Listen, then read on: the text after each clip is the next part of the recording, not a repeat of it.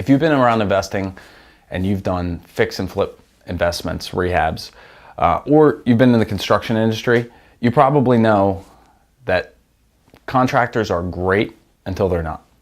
Whether you have somebody that's been with you years or this is their first project with you, finding and maintaining good contractors, it's a vital part of having a successful rehab team, but it's also a make or break on really any investment deal that you do. So it's really important to find the good guys and keep them until they're not, and have a backup plan when it's time to find somebody new. So what I wanted to talk about is how to find a good contractor. So there's two basic kinds of contractors. You got retail contractors. These are the kind that you might call up if you're going to renovate your kitchen, and these are guys that they're really general contractors. They've been around the business a while, they've got a good reputation, but they charge retail. And that is a little bit of a detriment when you're going to be dealing with an investment property, because whether it's a rental property or you're fixing it up to resell, you got to keep those costs under control, or you're not going to make any profits. So that leads us to number two. These are the wholesale guys, or the the contractors that they actually work on the job. They're the kind of guy that are very handy. They certainly have a lot of contacts in the industry, and what we're looking for are people that are busy but not too busy. If they're too busy, they're going to be pushing off your project, or they could be, their prices are going to be higher than what we want to pay. But we also want to make sure that we're getting some decent quality, so we want to make sure that they are actively involved.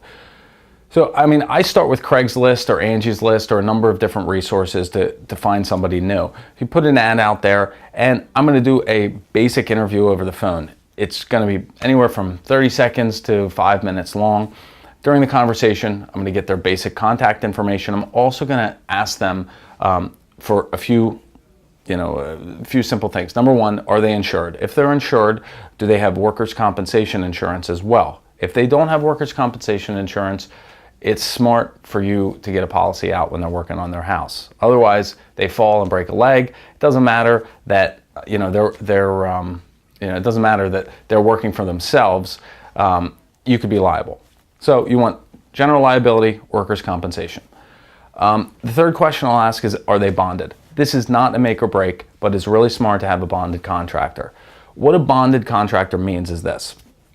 Let's say you have a project, it's a $30,000 project, and you're giving them money up front. You're giving them a third up front, a third halfway through, and then a third when the job's complete, okay? Well, you front them the first $10,000, everything looks great. You front them the second $1,000 and they stop returning your calls.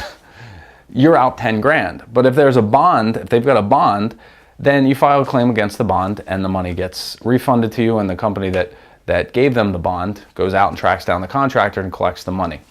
It's a safety mechanism, and it's something that if you're just getting started with this contractor, it's something that's smart to have.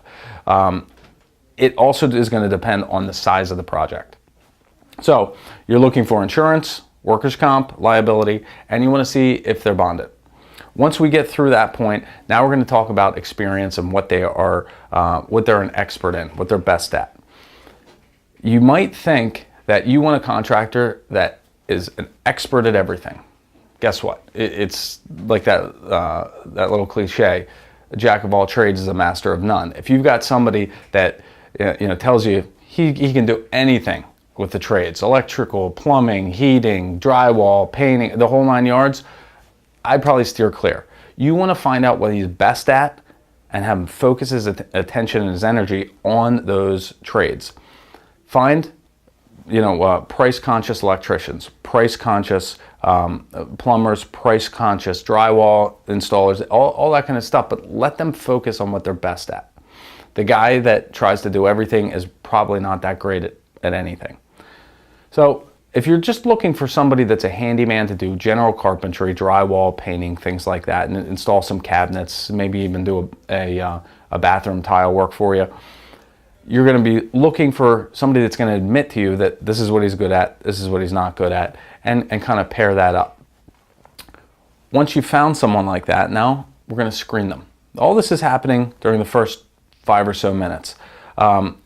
The screening is going to be a second and third step, but just let them know on the phone during that first conversation, what I'm going to want to see are copies of your insurance, copies of your bond if you have one. They're going to need to bring you a list of 5 recent jobs that they've done. And when I say recent, I'm not talking about the last year. We want to see 5 projects that they've worked on in the last month or so, up to maybe 3 to 5 months. You want to have contacts to the people that he worked with, and just let them know, we're going to sit down, I'm going to talk, we're going to get a little bit more information about you and what you do. You're going to get some information about me and what I do, and then I'm going to follow up and do some screening.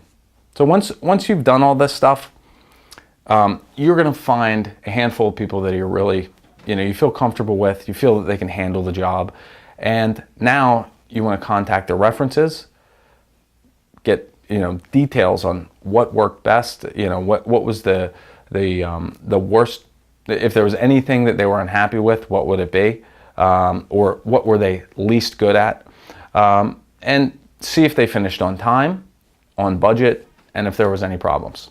Make notes. Just remember that the construction is not perfect. The feedback that you get from these from their references, they're probably going to give you people that they've worked for and that were happy with the job, but also, you want to get you want to ask the kind of questions that are going to be more revealing, and kind of take what they say and get your own feeling behind it. So once you found that good contractor, don't discard all the rest, because that guy, he's going to be great today. Project number 1, he's A+. Project number 2, he's probably going to be okay. And if he's a good guy and he's going to stay with you for a while, that's fantastic. But as time goes on, you want to have a Rolodex of people that if one guy goes bad, you can pick up where you left off and go back to some of the other contractors on your list. So I hope this helps. Just remember, contractors are great until they're not, and make sure that you screen them well before you get into any project.